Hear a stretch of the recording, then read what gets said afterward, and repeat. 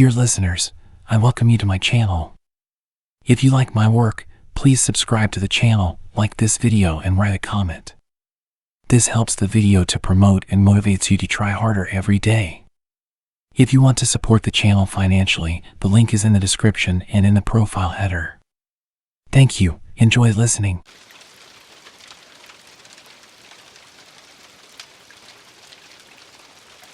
The night was thick with mist, a cold veil settling over the dense Polish forest.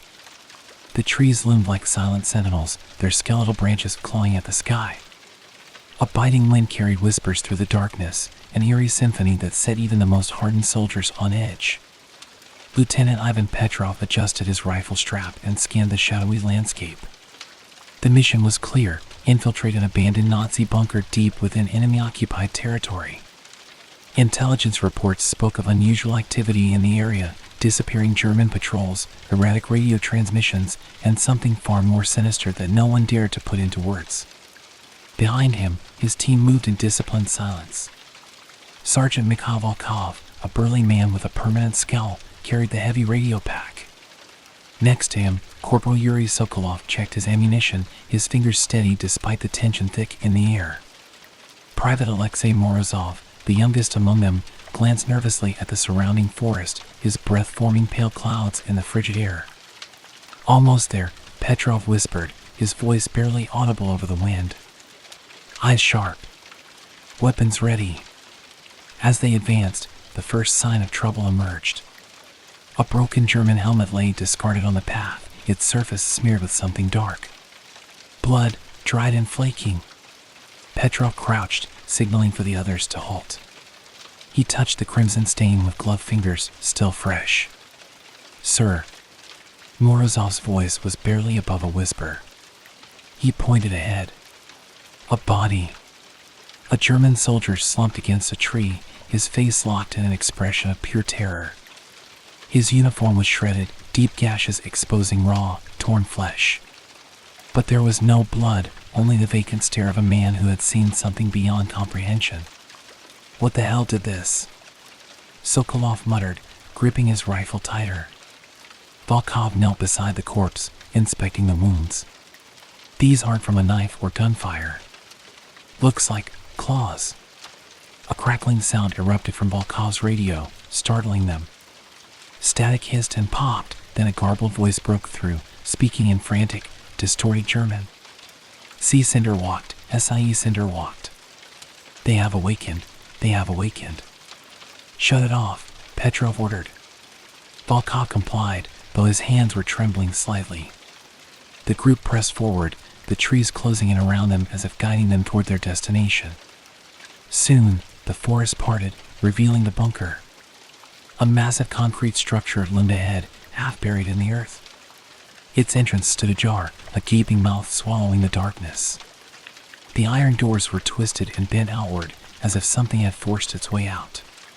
Petrov took a deep breath. We move in. Stay together. No unnecessary risks. They stepped inside, swallowed by the cold abyss of the bunker. The air was thick with the scent of decay, a metallic tang lingering beneath it. Dim emergency lights flickered weakly, casting erratic shadows along the walls. Down the corridor, something scraped against the concrete. A whisper. A breath. Then silence. Petrov raised his rifle, his heart hammering in his chest. They were not alone. And whatever was waiting in the darkness was watching them. The entrance swallowed them whole, the heavy steel doors standing like silent sentinels of an ancient tomb. The moment the last man stepped inside, a gust of wind from the depths of the bunker carried a foul stench of decay and rusted metal. Lieutenant Petrov signaled for silence. The flickering emergency lights barely illuminated the vast corridor stretching ahead, its walls lined with pipes that dripped an unidentifiable, dark substance. The faint hum of distant machinery vibrated through the cold concrete. Something within these walls was still alive. Sergeant Volkov moved to the right, his rifle sweeping the area as he muttered, "Smells like a damn graveyard." Corporal Sokolov, his face pale, pointed to the floor. Then explain this. A dark smear of dried blood trailed down the corridor, leading deeper into the bunker. Along the walls, deep claw-like gouges marred the concrete, as if something had been trying to escape rather than enter. Petrov clenched his jaw. Stay close. We find those files and get out. No unnecessary risks. The deeper they ventured, the thicker the air became. The hallway opened into a larger chamber, a research lab of sorts. Broken glass crunched beneath their boots. Desks were overturned, papers scattered. In the center, a large cylindrical containment pod stood cracked open. A viscous, black liquid pooled around it, the smell of rot stronger here. Sokolov sifted through the scattered documents, his hands shaking. This wasn't just a weapons lab. They were experimenting on corpses. Look at these notes, reanimation protocols, biological enhancers. Project Wiederganger. Morozov's breath hitched. Wiederganger, revenants? Like the dead who walk. That's just superstition. Volkov growled, tell that to whatever left those claw marks outside. A metallic clang echoed from the far end of the room. The soldiers froze, fingers tightening on their triggers. A ventilation duct, its grate barely hanging, swung slightly as if disturbed. Silence followed. Petrov nodded toward a steel door marked Sicherheitsbereich, security sector. We press on. Move. The door groaned open, revealing another hallway. The emergency lights here flickered more erratically, casting dancing shadows that made their nerves fray with every step. As they moved, the sound of dripping water was joined by something else, a rhythmic, wood-dragging sound. Then, a whisper. No, not a whisper, words. Ragged, broken German phrases echoed from the end of the hall, as if spoken through waterlogged lungs. Sie kommen, nicht sterben, immer leben. They come, do not die, always live. Morozov turned to Petrov, his voice barely a breath. Sir, I think we need to leave. Now. Before Petrov could answer, the hallway lights surged, illuminating the end of the corridor. A figure stood there. A German soldier, or at least what had once been one. His uniform hung in tatters, his flesh a sickly gray, deep gashes riddling his exposed skin. His head tilted unnaturally to the side, empty eyes staring at them. Then, with a sickening crack, he moved. And from the darkness behind him, more shapes stirred. Petrov didn't hesitate. Fall back. Now! Gunfire erupted as they retreated, bullets ripping into the advancing figures. But they did not fall. They shuddered, stumbled, then continued forward. Sokolov screamed as cold, dead fingers seized his arm. He fired point blank, the bullet tearing through the skull of his attacker. The thing staggered but didn't stop. It lunged, mouth gaping, a guttural moan escaping rotting lips. Petrov grabbed Sokolov, dragging him back as Volkov hurled a grenade down the corridor. Fire in the hole. The explosion shook the bunker, sending dust and debris raining from the ceiling. The soldiers sprinted back into the lab, sealing the heavy door behind them. Silence followed, save for their ragged breaths. Then, the pounding began. Fists, heavy and relentless, hammering on the metal door. A chorus of inhuman moans filled the air, growing louder, hungrier. Petrov locked eyes with his men. We need to find another way out. Fast. The pounding on the steel door was relentless, a rhythmic hammering that sent vibrations through the cold concrete walls of Bunker 13. The dead wanted in. Lieutenant Petrov wiped sweat from his brow, his breathing heavy. His team stood around him in tense silence, their weapons raised, their fingers tight on the triggers. Sergeant Volkov backed away from the door, shaking his head. That grenade should have torn them apart. They should be dead. They were already dead, Corporal Sokolov murmured, his voice hollow. He clutched his rifle, knuckles white. We're trapped.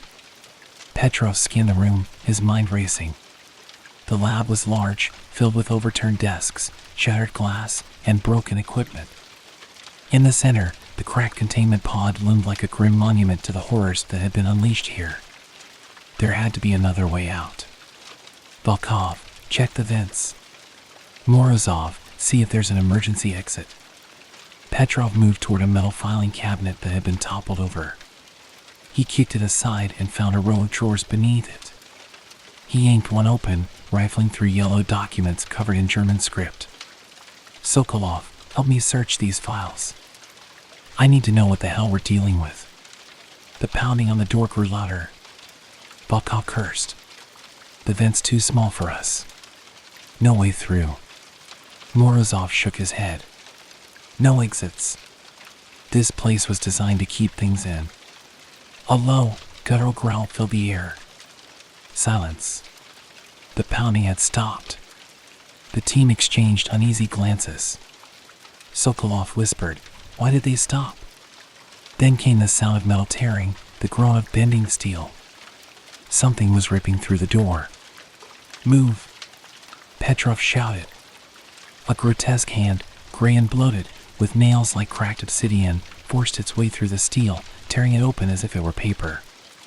The team stumbled back, raising their weapons just as the first undead soldier forced its way through the breach. Its face was half gone, shredded flesh hanging loosely from its skull, eyes glowing with an unnatural hunger. Volkov opened fire. The bullets tore through the creature, sending bits of rotting flesh flying. It staggered but did not fall. The next moment, more figures pressed through the gap, their bodies riddled with old wounds, uniforms soaked in dry blood. They advanced, moaning, their steps uneven yet deliberate. "Headshots," Petrov ordered, aiming his rifle. He fired, and one of the creature's skulls snapped back, its body collapsing in a heap. The others hesitated for only a second before continuing forward. Sokolov screamed as one of the creatures lunged, its skeletal fingers grazing his arm. He twisted away, firing at point-blank range, his bullets shredding the monster's torso. It collapsed but still twitched, its hands clawing at the ground. "Fall back," Petrov shouted. He grabbed Morozov by the collar and yanked him toward the far side of the lab. A rusted maintenance hatch was embedded in the wall, half covered by fallen debris. "There!" Volkov and Sokolov provided cover fire, their bullets cutting down the advancing undead. Petrov and Morozov shoved aside the debris, revealing a corroded handle. Petrov wrenched it open, revealing a dark tunnel leading deeper into the bunker. "Go, go, go!" Petrov ordered. One by one, the team scrambled through the hatch. Volkov was last, tossing another grenade into the lab before slamming the hatch shut behind him. The explosion rocked the bunker, sending a shockwave through the narrow passage. Darkness swallowed them. Petrov switched on his flashlight, its weak beam revealing rusted pipes and damp concrete. The air was thick with the stench of mold and something else, something putrid. "Where are we?" Morozov asked, his voice shaking. Petrov exhaled sharply. "A service tunnel. If we follow it, it might lead us to another exit." Sokolov leaned against the wall, panting. "What were those things? How are they still moving?" Petrov pulled a crumpled document from his pocket, the one he had grabbed in the lab. He read the German text aloud, translating as he went. Subjects retain basic motor function. No pain response. Capable of sustained activity despite fatal wounds. Necrotic tissue shows signs of regeneration under controlled conditions. He looked up, his expression grim. They were experimenting with reanimation. And it worked. Morozov shuddered. "So what now? We just keep running? We find a way out. We destroy this place if we can." Petrov straightened. "Move out." The tunnel stretched ahead, curving downward. The deeper they went, the more the air thickened, the stench of death intensifying. The walls were scarred with deep scratches, the floor littered with old bones and rusted shell casings. Something had died down here. Or worse, something had lived. Then came the whispering. Faint at first, carried on the stale air like distant echoes. German words, guttural and broken, as if spoken through rotted throats. "Immer leben, immer leben. Always live, always live." The team froze. A shadow moved at the edge of Petrov's flashlight beam. Then, from the darkness, they came. The darkness pressed in around them, thick and suffocating. The tunnel was barely wide enough for the team to move in single file, their flashlights cutting weak beams through the damp air. Lieutenant Petrov led the way, rifle raised, his ears straining for the whispers that had haunted them moments before. Behind him, Sergeant Volkov kept his back to the others, covering their rear. His grip on his weapon was tight, his fingers twitching over the trigger. "I don't like this," he muttered. "Feels like we're walking straight into their hands."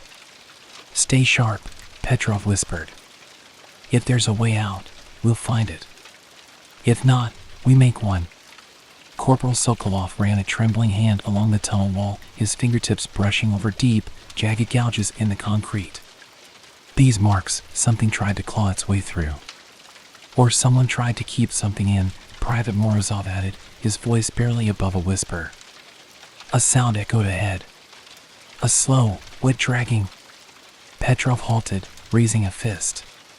The others froze, listening. The sound was faint but growing louder, coming from the depths of the tunnel. "Weapons ready," Petrov ordered. The team advanced slowly, every step deliberate. The walls grew narrower, the air colder. The dragging sound stopped. Then, a guttural rasp. A shape lunged from the darkness. A German soldier, or what remained of him, his body twisted and bloated with decay. His jaw hung loose, teeth exposed in a grotesque snarl. His eyes, milky and lifeless, fixed on Petrov. Gunfire erupted. The bullets tore into the figure, slamming him back against the wall. But he did not fall. Instead, he shuddered and took another step forward. "Headshots," Petrov barked. "Aim for the head." Sokolov fired, his shot striking the creature between the eyes. It collapsed, its body twitching violently before finally growing still. For a moment, silence. Then, from behind them, a chorus of moans. Volkov turned, his flashlight sweeping over the tunnel. Shadows moved. Dozens of figures shuffled toward them, their forms barely human, rotting flesh, torn uniforms, eyes filled with a hunger beyond life. "Move," Petrov ordered. They ran, their boots slamming against the wet concrete. The tunnel curved sharply, leading to a rusted steel door. Petrov grabbed the handle, yanking at it. It didn't budge. "Help me." Volkov and Morozov threw their weight against the door. With a groan of rusted metal, it gave way, revealing a stairwell leading deeper underground. "No choice. Go," Petrov commanded. One by one, they rushed through.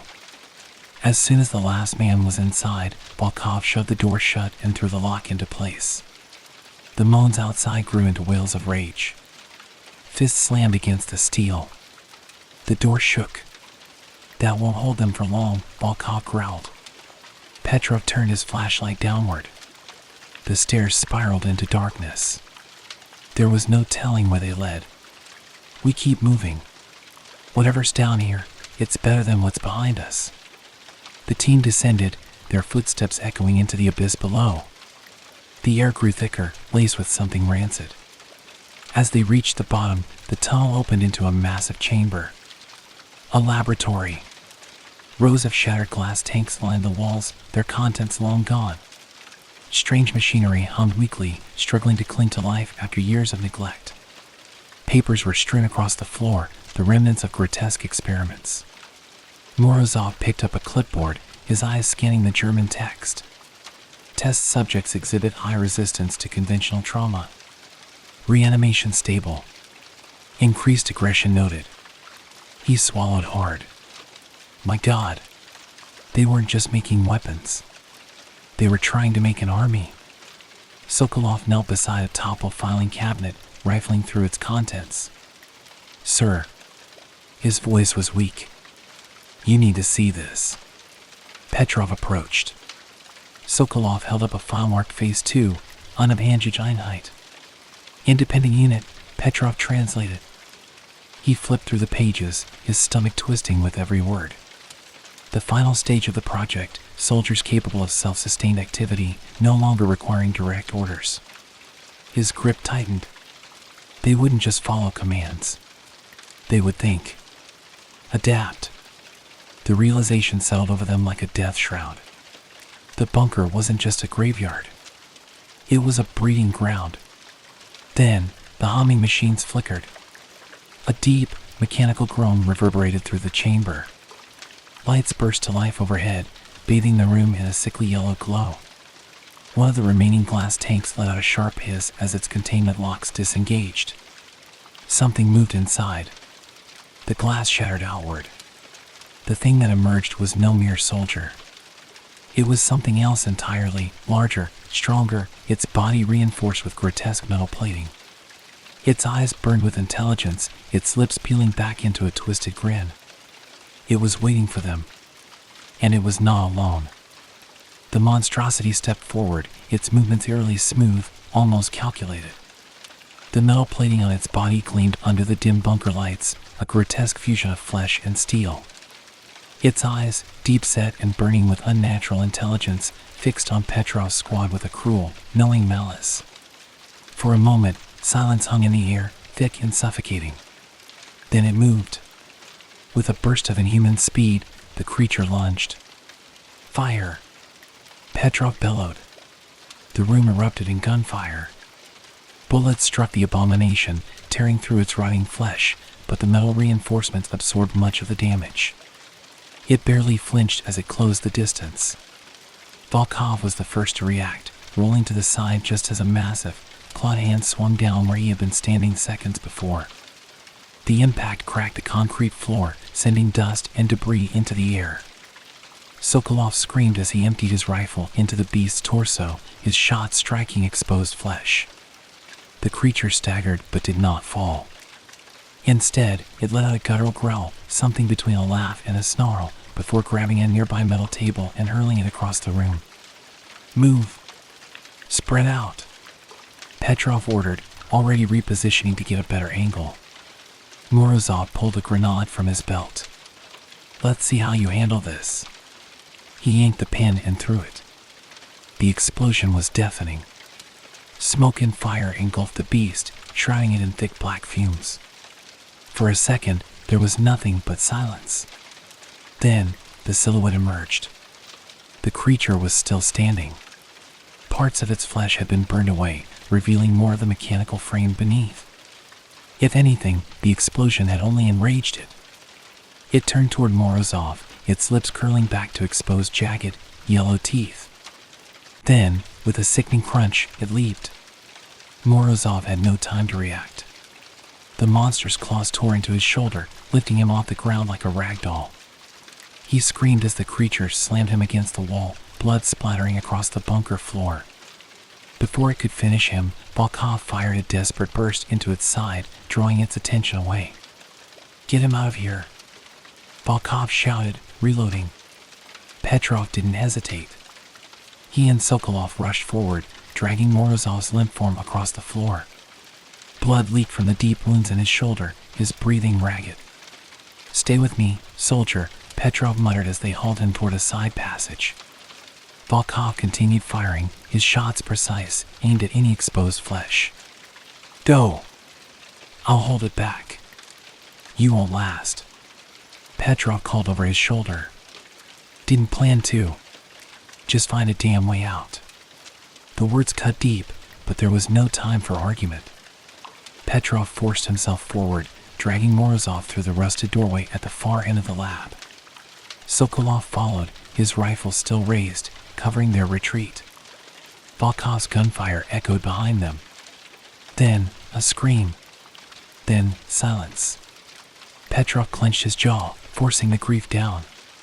Keep moving. The passage they entered was different from the others.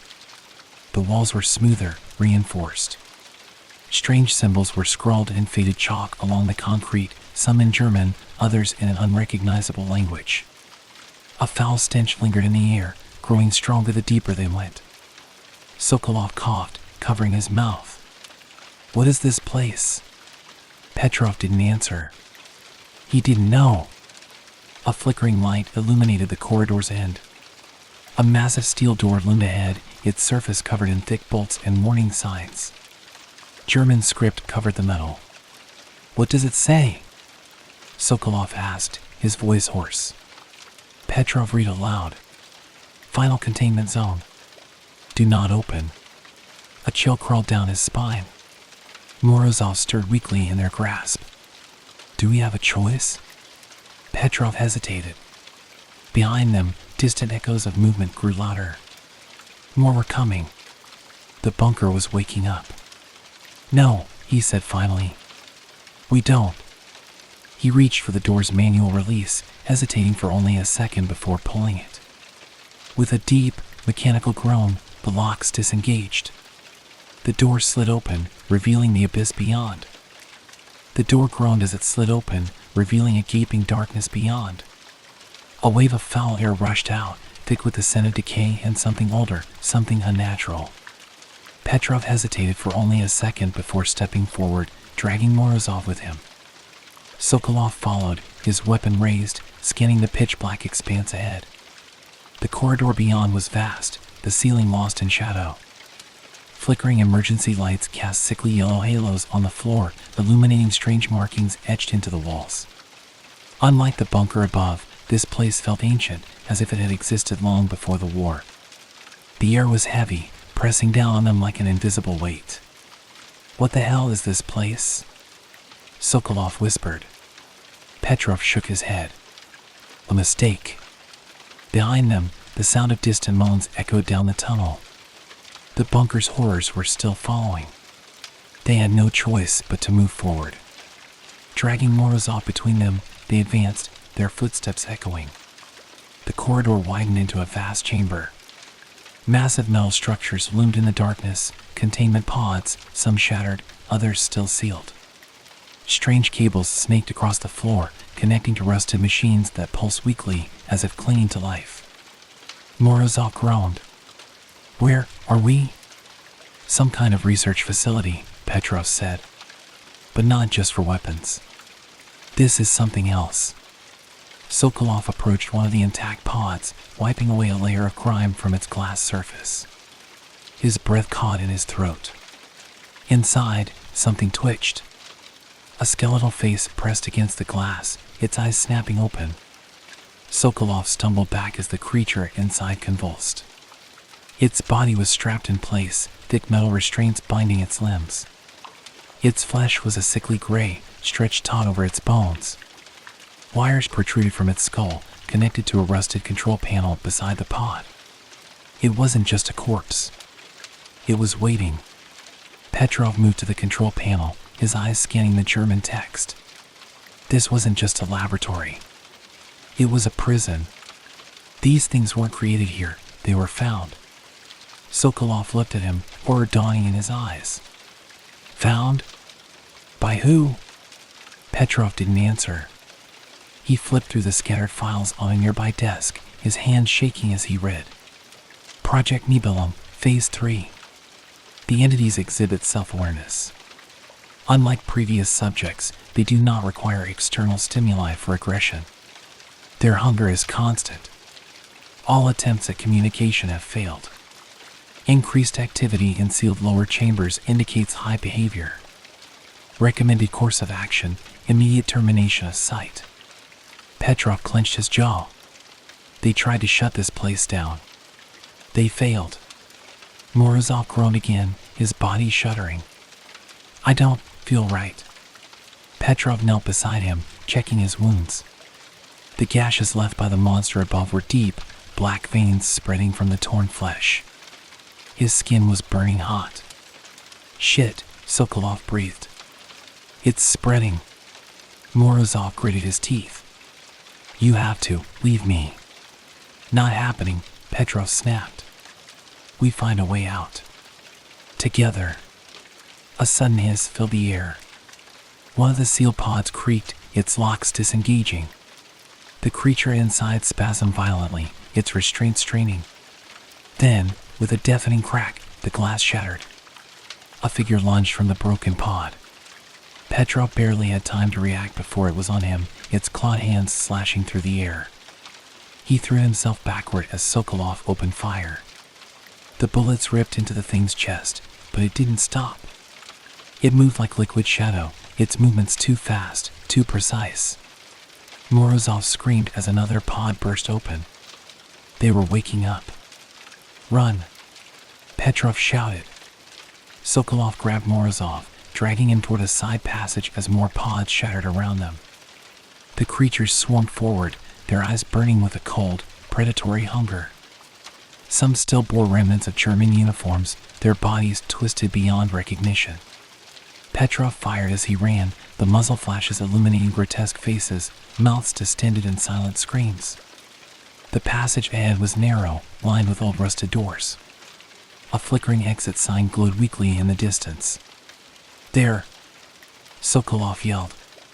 The creatures were fast. Too fast. Petrov felt claws graze his back as he dove through the doorway. Sokolov and Morozov stumbled after him, slamming the heavy metal door shut behind them. Petrov twisted the locking mechanism just as the first creature slammed into it. The impact nearly knocked him off his feet. The door rattled under the force of dozens of bodies, inhuman wails filling the air. "That won't hold," Sokolov gasped, his chest heaving. Petrov turned. The new room was massive, lined with towering data servers and control panels covered in blinking red lights.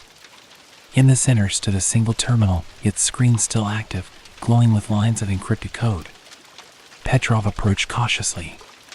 The text shifted, reforming into a single phrase in Russian. "You are not supposed to be here."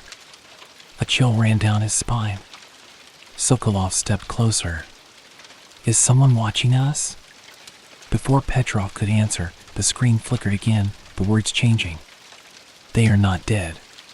They are waiting." Then, from the far end of the chamber, a low mechanical click echoed. A door was opening.